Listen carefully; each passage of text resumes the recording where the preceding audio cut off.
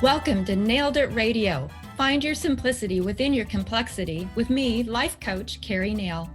Are you a woman experiencing life transitions and who wants to be recognized for your whole potential? Join me and my co-host, Dr. Pat, as we discuss what it means to use your full power to be the best version of yourself. Imagine stepping into the energy of saying yes to yourself as we both have done. This hour is packed with tips and stories on what it means to become whole, to integrate into your true self, and reframe your story in any given situation.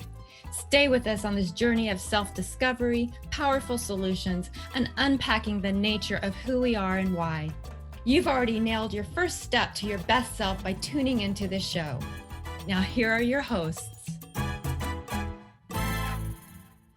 This is a fabulous show, Nailed It Radio with Keri Nail. Here's what I want to say about what you're about to hear. You know, the journey that each of us gets to go on, and it doesn't matter what walk of life you're in or have. I've had jobs, cleaning homes, selling hot dogs, seriously, you name it. This show is for everyone.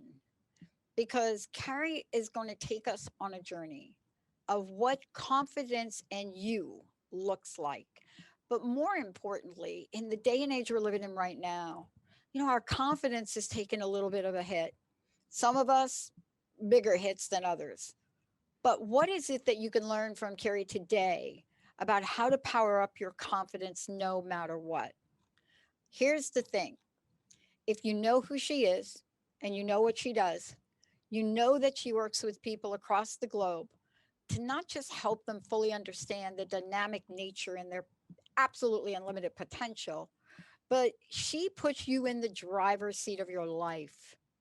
And so working with Keri is more than just let's get down to work. It's fun, it's energetic, insightful, and dynamic in nature because passionate about people is what she is. But more than that, helping people get unstuck, helping them imagine, step into the energy of saying yes to yourself.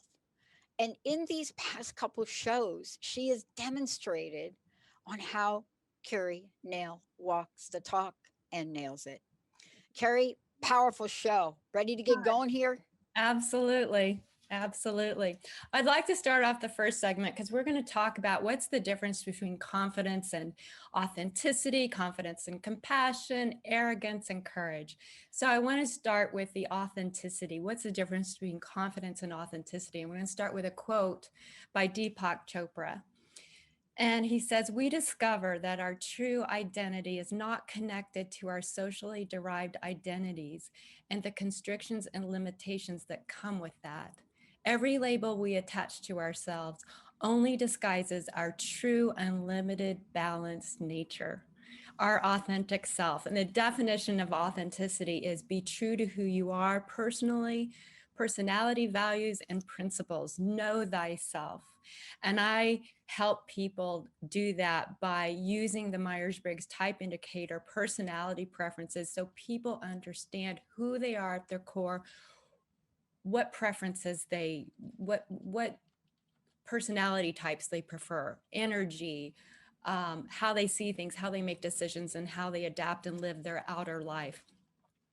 And so, and the definition of confidence is a feeling of self-assurance arising from one's own appreciation of one's own abilities and qualities. So how can you do that without knowing yourself first?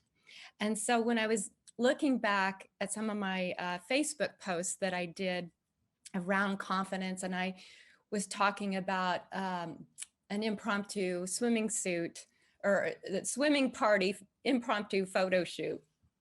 As I was looking at some of those comments on Facebook, because I was asking people, what does confidence look like to you? And my sister-in-law said, confidence starts with loving yourself. And I believe before you can love yourself, you have to know who you are and who you are at your core.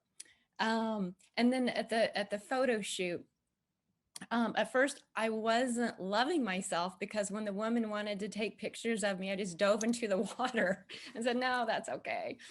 And then they kept egging me on, encouraging me. And once I let her instruct me, she's a model herself.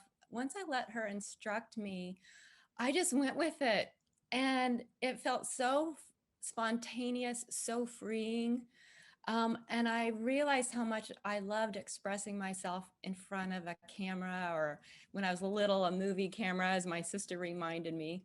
So, yeah, it just felt good. I felt confident once I did it. And then the other thing about authenticity, what I've read recently, is that it means your authenticity. It's often assumed that if you're authentic, it means you're not filtering, and that's not the case. What it means is you're being thoughtful about it, which is what I did when I posted those photos on social media. I wanted to start a conversation around confidence. You know, as you take this journey, right? And you just described sort of where we've been over the past couple of weeks and beautifully talked about, what does this mean? What does this mean? How do you become true to yourself, right? And what was it like looking back at the post? Because when you look back at something, a lot of people don't look back, but if you do look back, you sort of realize something. And can I ask you this question, because you are also a Myers-Briggs expert, you understand the dichotomies of things, right? Some people, you can say things like, you have to start by loving yourself, right? Mhm. Some of the personalities will take that in and be like, oh yeah. Others are like, seriously? Well, Now I right. don't know which is which, but my point is we see things through different lenses. Yes, absolutely. And you're talking about the sensing and intuition, the perception dichotomy.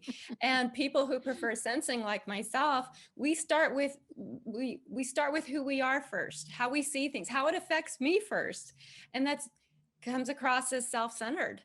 And so just knowing that, when I am in a relationship or communicating with somebody who's different than me, who's more intuitive, and their big picture, it's like, okay, I have to remind myself to pull myself out of myself and listen to where they're coming from, because you're intuitive, you're naturally intuitive. Again, we do both. It's just, where do we naturally start?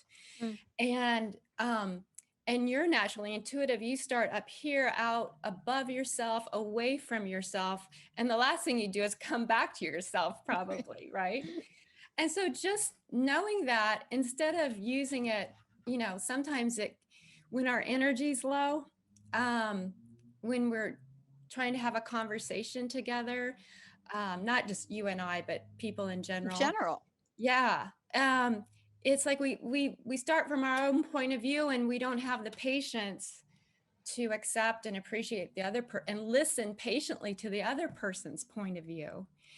And so just knowing that about ourselves, is that way we can respond authentically, Yeah. by knowing who we are and knowing who the other person is. I love that you led with that quote from Deepak. And I love that you led with the part about discovery. Let's take a look at that a little bit closer, because I think you said it earlier. Authenticity for a lot of people is really misunderstood. And by you doing the comparison between confidence and authenticity, it helps people understand the intersection of them and the integration of them. And so when we discover a true identity, right, is not connected to socially derived identities and the constrictions and limitations that come with that, then we attach ourselves and disguise our true unlimited balanced nature. What I love about this is the world we live in today. Do you think understanding confidence and authenticity has really moved up on the pole of priorities to learn? Oh, yes, absolutely. Because I keep seeing these articles and books. So the article about being authentic and filtering and or not filtering. And I also found there's a book that I just came across my feed today. There's a book that says make it, don't fake it, leading with authenticity for real business success. It's like, there it is right there. I mean, it's all over the place. So, and what I believe in a lot of these, what we're going to be talking about today, authenticity leads to confidence, starting where you're at, who you are at your core, and understanding yourself, and then being able to understand others and asking for help. So just knowing, again, I start with details and in the moment. And if I need to pull myself out and be a big, look at things in a big picture way, I'm going to come to you. I'm going to go to my husband. I'm going to go to my sister, because you're all big picture, and ask for help. And just knowing how to ask for help, knowing ourselves well enough to know what we need and how to ask for help, especially from someone who's different than us. What I love about all of this is, and let's just kind of take a sneak peek at what we're going to do moving forward. Today, what you're bringing to the forefront is taking a look at confidence in you. And I love that you're breaking this down into various aspects of confidence in you, the you part, right? And so throughout the show today, we're going to talk about, Keri just talked about authenticity, but what about things like compassion? What about things like confidence and arrogance? What about things that we don't think about? For example, when we look at confidence and courage. So throughout the show today, this is the journey that Keri is taking us on. This is what she does with the people she works with. And also, this is how we get in touch with the true nature of who we are. I was asked a question, Keri, and I want to go to break. And I was asked a question. I'm actually going to be doing a show about it tomorrow. We have a great new team. We had a great team before. And so there's this idea of attracting things, right? Mm-hmm. You talked about that in the past couple of shows. When we come back, what is confidence and compassion? And is this statement by me correct? Keri's going to answer this when we come back. Is compassion one of the most misunderstood inner emotions? And what does it get confused with? I love this talk. Let's take a short break, everybody. Benny, Jacob, Malia, all of you, will be right back.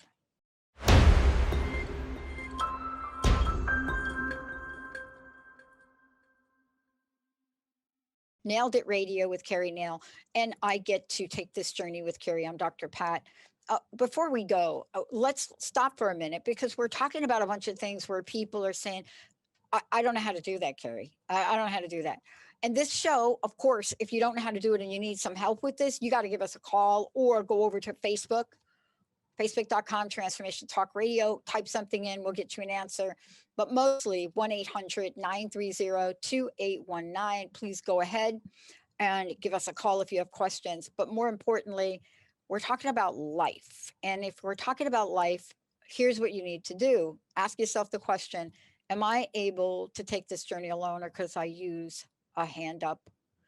Keri, how do people work with you? Because you're working with people all over the world. You help them understand themselves, but more importantly, you help them understand themselves in moving forward in their lives. How do people work with you? What's the best way to know about that?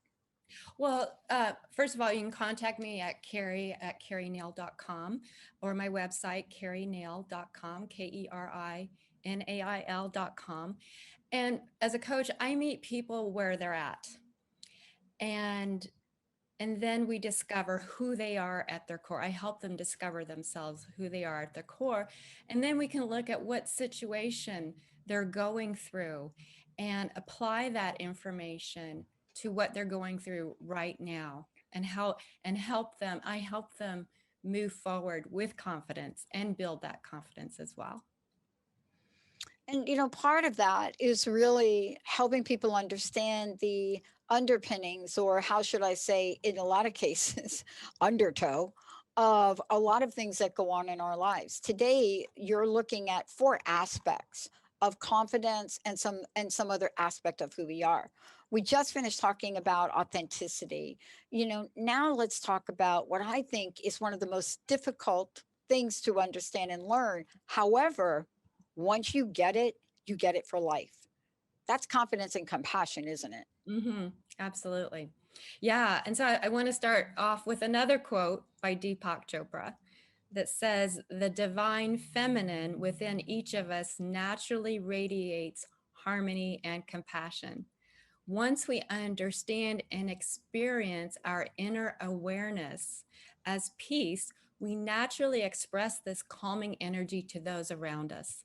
In returning to our own inner peace, we help the world around us return to peace as well." So, again, that inner peace comes from being authentically knowing who we are at our core. And the definition of compassion is kindness, caring, and a willingness to help others. And we also need to do that for ourselves. We need to be compassionate with ourselves. But how can we be if we don't know who we are, what our gifts are, what our challenges are, what our needs are, and how to express those needs so we can be compassionate with each other? I just recently um, had there's a mom in my building, a woman in my building who was a 5-year old, and she just made a big discovery about her family, and it's taken all of her energy. And she's like, "I just don't have time to think about it, to absorb it."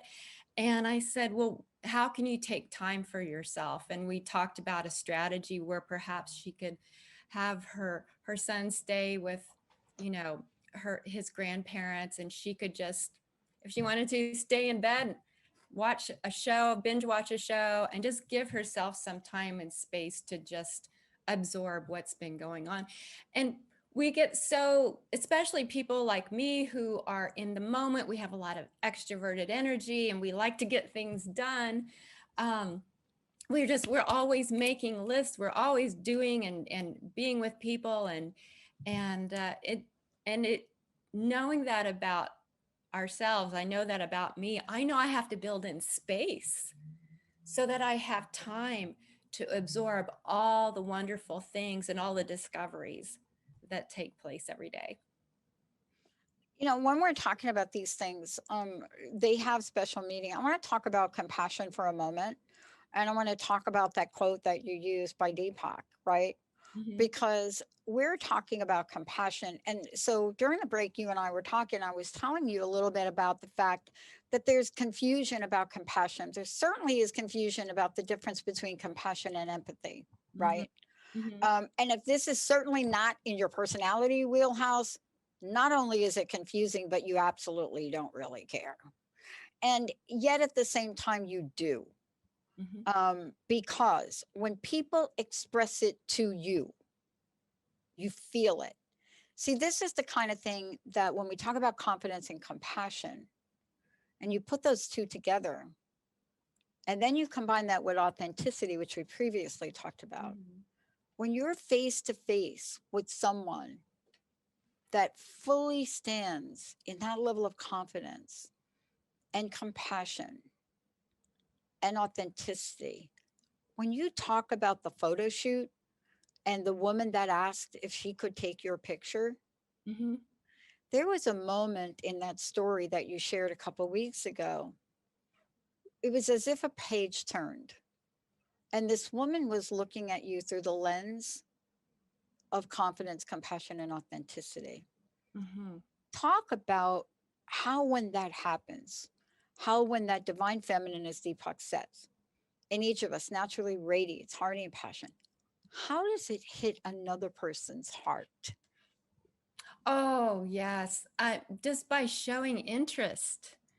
That's what I think that's what did it for me, is she got to know me for me. Because I was talking with all the other women that were there at the party, and a lot of them were coaches and they coached in different areas, and they wanted to know about my coaching. And then when they found out that had just celebrated my milestone birthday this year, um, you know, I started asking questions. I'm like, gosh, you all seem so confident in going around taking pictures of yourself. And they're about 30 years younger than me. And I said, well, do you guys have more confidence than women my age? And we just kind of started that conversation and what that might look like. And so then she started asking me more about my clients. My typical, client is between the ages of 45 and 70. It's usually women going through life transitions, helping them build their confidence, who they are, especially after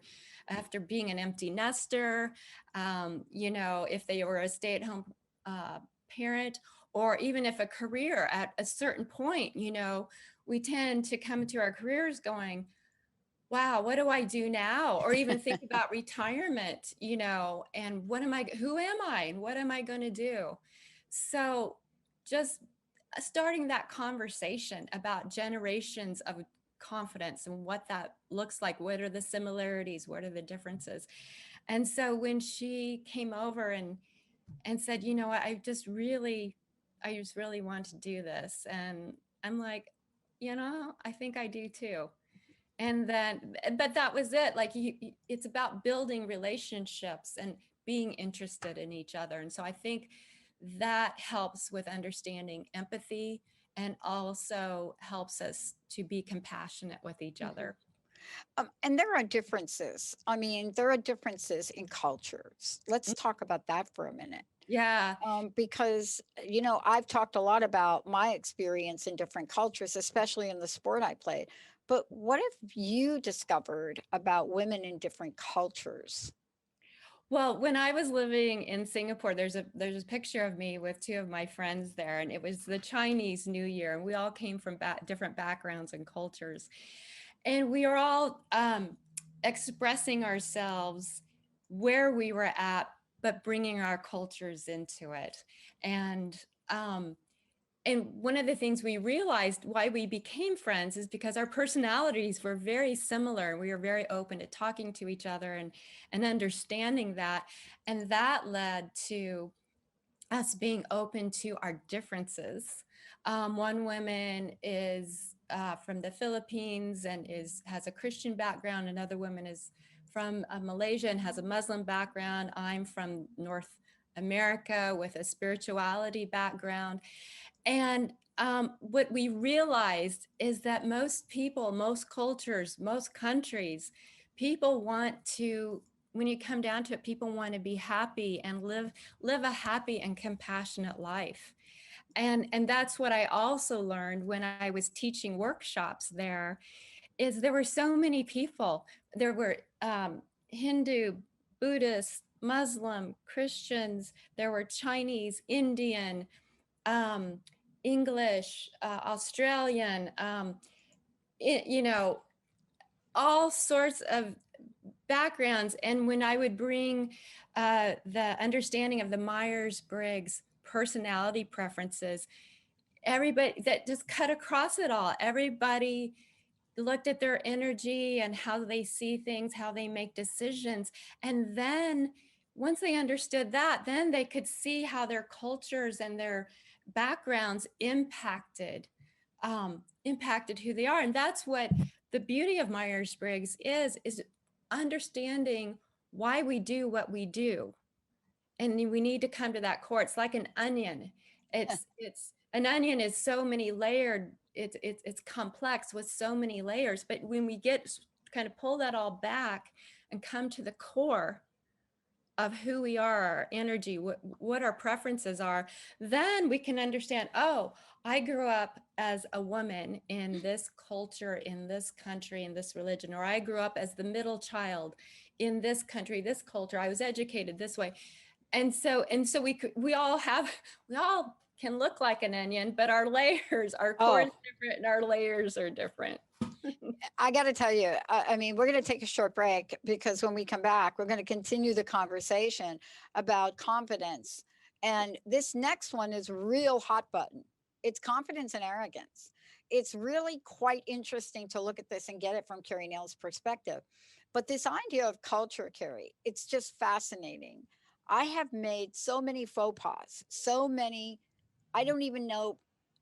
Benny has known me 18 years. Some of the stuff that comes innocently out of my mouth, really, in misunderstanding cultures is the way I've learned. But the lessons I've gotten is because I'm surrounded by people that are authentic, somewhat compassionate, great sense of humor, but more importantly, teeter totter on confidence and arrogance. And this is, I think, this next topic, this is where the great learning happens. I'm glad you're talking about it, not me. Let's take a short break, everybody. We'll be right back with Keri Nail.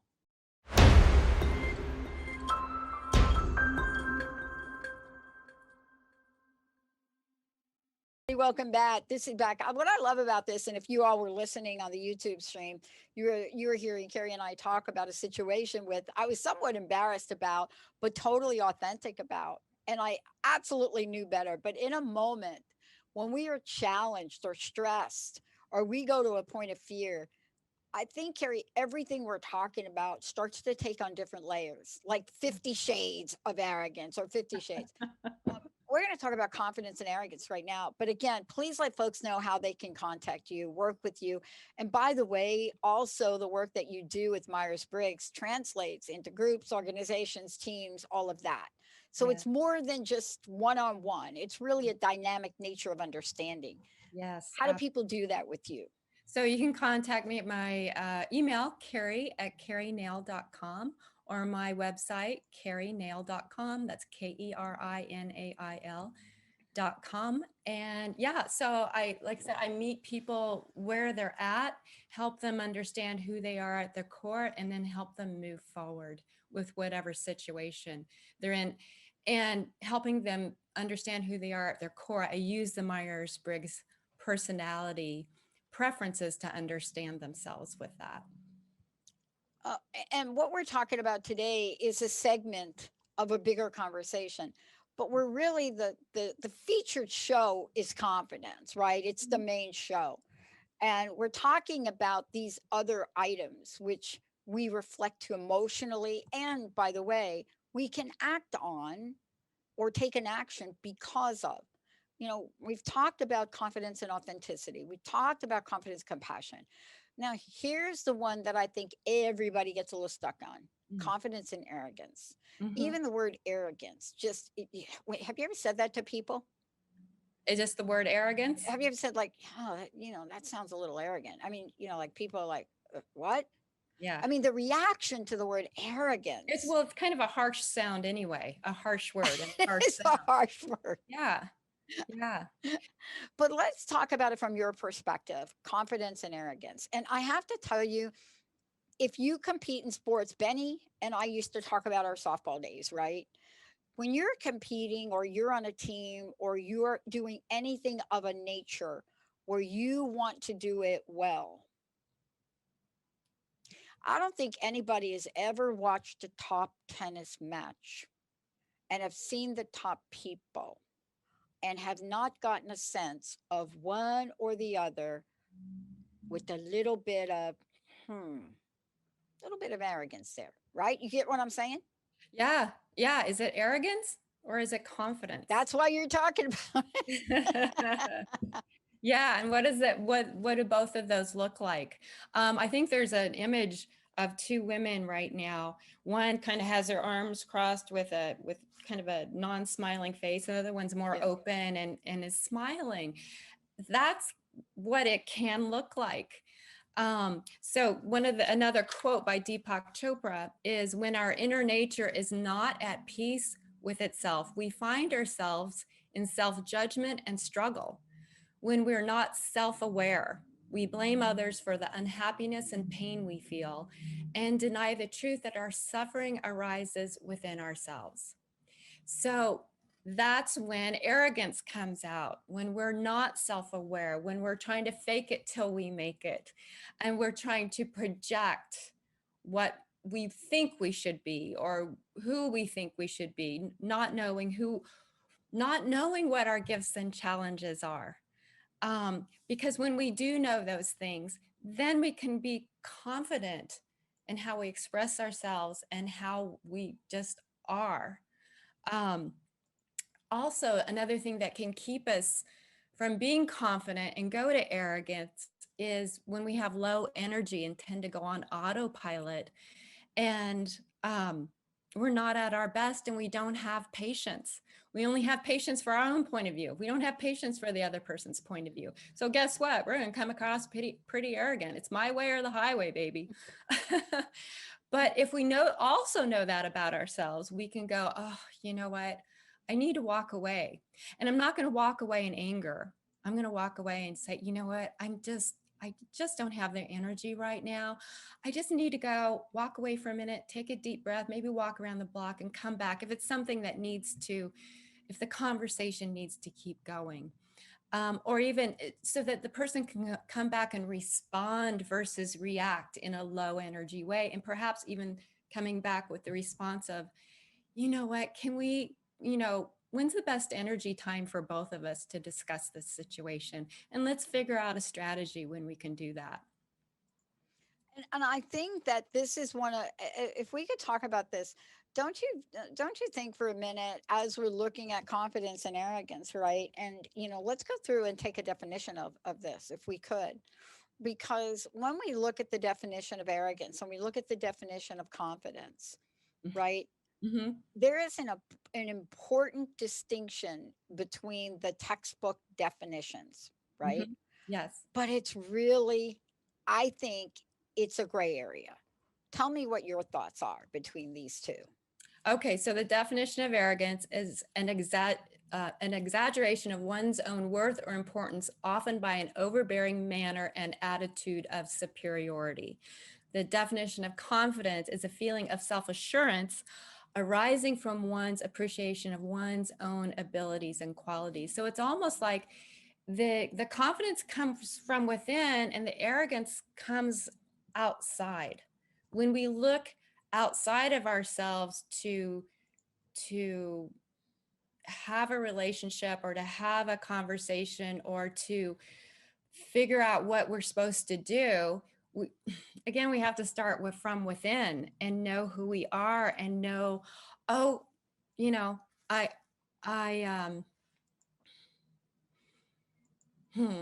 I'm just trying to think. When I go back to the Myers Briggs types, for instance, the last dichotomy is called judging and perceiving.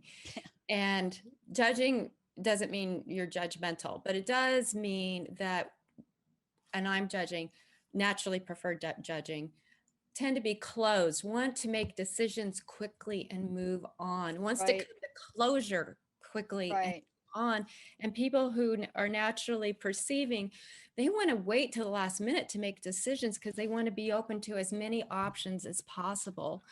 And so a great strategy, as I mentioned earlier, for someone like me who's naturally prefers organization and quick decisions, is to create the space to be patient with many options so that and that's that energy. And to I kind of make a ladder for myself. Usually a typical J ladder is lots of rungs in my ladder and check off, check off, check off. Great. And if something spontaneous happens, it's like a domino effect. And so I create a much wider ladder for myself with just maybe 3 rungs in it so that I can keep all that spontaneous space for someone that wants to talk to me about big picture or Yeah. open-ended many options, and someone who prefers perceiving. A great strategy is to create the time to focus. And because they're all open, there's no ladder, there's no lines, and it's like just put in 1 rung, Yeah. right? And just let yourself come to that focus, and let's focus on that I, together. I was talking about this yesterday in a show with Chef Rossi as we were talking about the perception of women in power. And, for those of you that missed that, you can just hear that rant because it really was a rant. And, we talked about arrogance. And it was interesting when I went back and I listened to that show where we were coming from with that. And what I found really interesting, and this is really why your work is so helpful in this, is because our conclusion was, using a very specific set of examples, right? When you get a senator who is a woman running for president, and the focus of the campaign that brings her down, literally brought her down, is the statement that she is extremely tough on her staff. And you think about that, and you think about what the perceived value of that is. But then there are those of us that looked at her and said, wow, I have never seen anybody more confident in that role than her. And when you see these women who have been in the forefront of our political arena recently, because we haven't had very many, to be honest with you, but they've been out there and you watch them in confidence. I've never seen anybody more confident in a situation in public when Kamala Harris was literally interviewing and questioning during some kind of hearing. But we walked away from there, some of us seeing her as confident. Most people saw her as arrogance. Isn't this really the challenge for us in how to really show up in these two arenas? Yeah. Yes. And it's, again, I just really believe if we know who we are Yeah. first, and then know where other people are coming from and understanding what those dichotomies are, so that we can come across confidently because we do know ourselves, and then be open to someone else's ideas or opinions or options that are different than ours. Yeah. And finding the similarities to come together with that. Right. Now, everything we've talked about is going to lead to this. I think, you know, I think what I'd like to do, Keri, is skip the break because I want to roll into this next part and I want to make sure there's plenty of time to talk about it. Confidence and courage. So we talked about confidence and authenticity, confidence, compassion, confidence and arrogance. Here we go. Now, is this the cleanup batter, confidence and courage? The cleanup batter? Yeah. You know, cleanup batter is when you put up that fourth batter in baseball. Sorry for the baseball analogy. Benny has to help me here. You put your best batter up, bases loaded. You go to your bullpen and you pick that person that has not a great batting average, but every shot he or she hits is out of the park. Yeah. Is that what courage is about? Yeah. Well, and a lot of these all too lead us to confidence. Authenticity leads us to confidence. Compassion leads us to confidence. Knowing whether we're confident or being arrogant, which is not knowing ourselves, again, leads us to confidence. And again, courage gets us there too. So one of the quotes that I brought up on this one is from a book I'm reading, Got to Go by Lee Rake, which she's on a motorcycle traveling around the world by herself. And she says, acting with courage doesn't mean not being afraid of something, but daring to do it anyway. And so courage to me is like myself and my friend who was in one of the pictures before, moving from country. For me, it was state to state and country to country.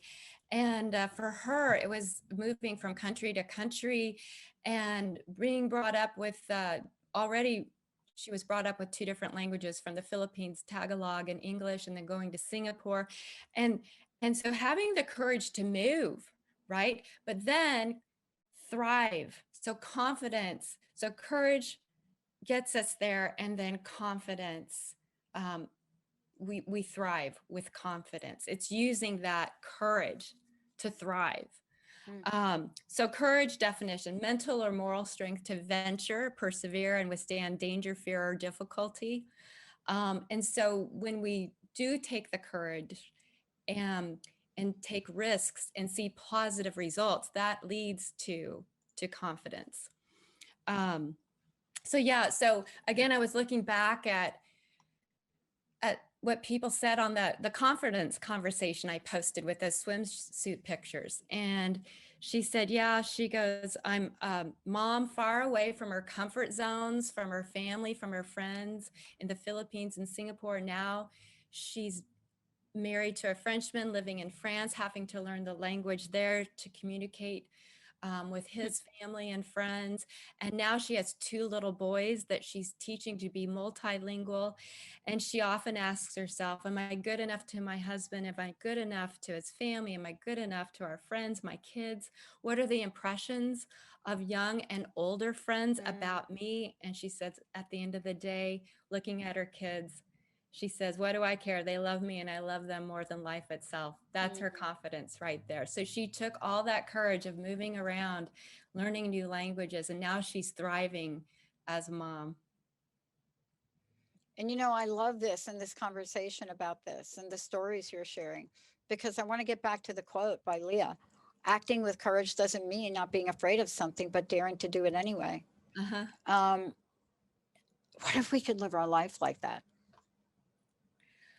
I yes. I mean, I do it. I've done it. So just the similar situation. I've moved all around the United States, then Canada, then Singapore. And what I took with me was this knowledge, this Myers Briggs personality preference knowledge. I got certified in 3 different countries, Wow. US, Canada, and Singapore. So I had the courage to move with my family and to experience all these different experiences, but then to use my knowledge to and saw the opportunities. Oh, this place has Myers-Briggs office. I'm going to go knock on their I did that in Singapore. I went knocking on their door. They're like, how did you get up here? And I said, I just love this stuff. And I'm from all these different countries and I see it cut across all these different nationalities and cultures. So I got certified in everything they have from each country. And I use it in my everyday life, not only in my coaching, but I've taught workshops to help people communicate better, team building, um, you know, and as people are going back to work, right? Yes. Um, Introverts, people who prefer natural inward introverted energy Yep. are struggling with wanting to go back in a work environment. And so Yeah. managers and leaders are asking questions. How can we make this work? And let's see what everybody needs. And so that's why I recommend to leaders, I'll say, well, let's put a type table together and understand where everybody's preferences are and create, because they're trying to create these hybrid models. What do introverts need? What do extroverts need? Yeah. Introverts need time. They need quiet time. They need time alone. Extroverts need to be communicating and be around people. So how can we create that environment? The same thing with intuition and sensing, seeing the big picture versus the details, um, and logic. People who are naturally logical thinking and people who are naturally feeling, more people oriented. How thinking types can, when they're communicating with feeling types, how they can learn to listen with empathy. It's that patience thing, right? And for Yeah. people who are feeling like me, we're all about, it's all personal, all emotional all the time. And to compose ourselves, to know what we need to do for ourselves so that we can be direct when we're communicating with a logical person. So just understanding all of that about ourselves and how we work, how we live. Do we like to be structured? Do we like to be open-ended? So creating that type table to see what everybody needs, and then, okay, now how can we work better together in this new environment? So it's a great way to reset Yeah. as we go into these new work environments. Let me just ask you about this. We have a couple of minutes left. I think this is a great way to kind of roll this forward. I was talking to a friend of mine, and he had, of course, they had done the Myers Briggs. His corporation does all of that. But he noticed something very interesting. And this is really kind of where I want to go to ask you for your final message. His comment to me was this. He said, the people that I thought would do really, really well in the work at home environment didn't do as well as I thought.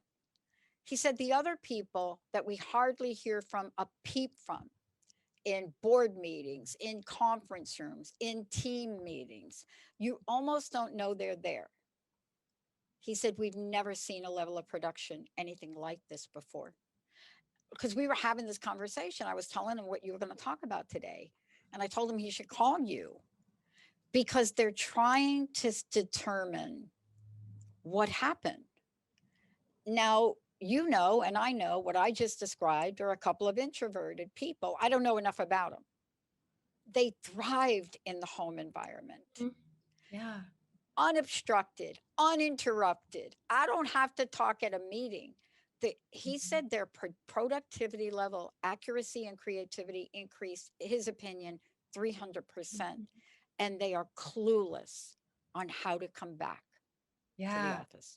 Yeah, and it's the example I use in all business situations when I'm doing workshops is make sure if it's a brainstorming meeting, make sure everybody gets the information ahead of time, because people who naturally prefer introverted energy need to read it and absorb it internally, sleep on it, have time to process it, and also be prepared to speak out loud, because people who prefer introverted energy prefer to communicate in writing. And so that way they're prepared, and then everybody's prepared. Everybody has, some people just wing it, right? An extrovert, I'm just gonna, speak as I think, right? But the introverts will be prepared to know that they need to speak up. And so just having that information ahead of time and giving them the time to process it is so helpful. You know, we have 4 producers now, and Jessica and I were talking about this morning, and I would love to hear your personal message as well and share your information.